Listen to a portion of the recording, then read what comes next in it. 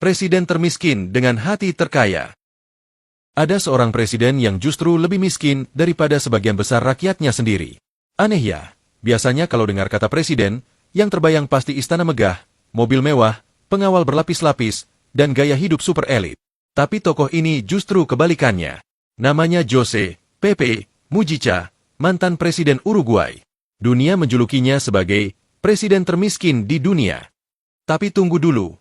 Jangan salah paham, ia bukan miskin karena tidak mampu, melainkan karena memilih hidup sederhana.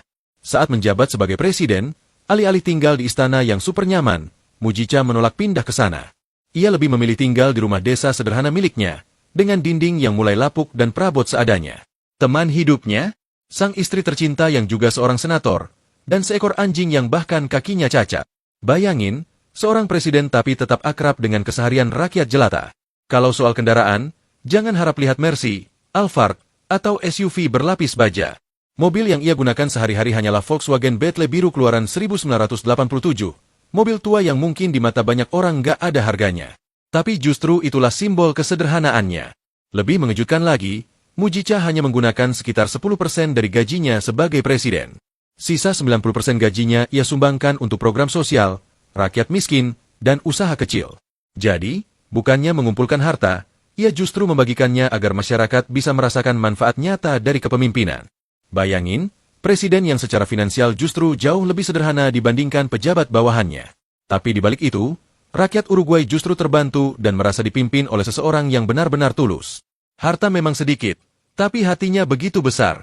Banyak media dunia kagum pada Mujica. Ia sering dijadikan simbol bahwa kekuasaan tidak harus menjauhkan seorang pemimpin dari rakyat. Bahkan, meski dijuluki presiden termiskin, sesungguhnya ia punya kekayaan yang tak bisa diukur dengan uang, kejujuran, kesederhanaan, dan kepedulian yang nyata. Pertanyaannya sekarang, bagaimana kalau pemimpin kita meniru gaya hidup Mujica? Bayangkan kalau para pejabat rela menekan kemewahan pribadi, lalu lebih banyak menyumbangkan harta, waktu, dan tenaga untuk rakyat. Mungkin kesenjangan sosial bisa semakin kecil, dan rasa percaya rakyat kepada pemimpin akan tumbuh lagi. Jadi, meski tampak miskin secara materi, Jose Mujica justru menunjukkan dirinya sebagai presiden dengan hati paling kaya.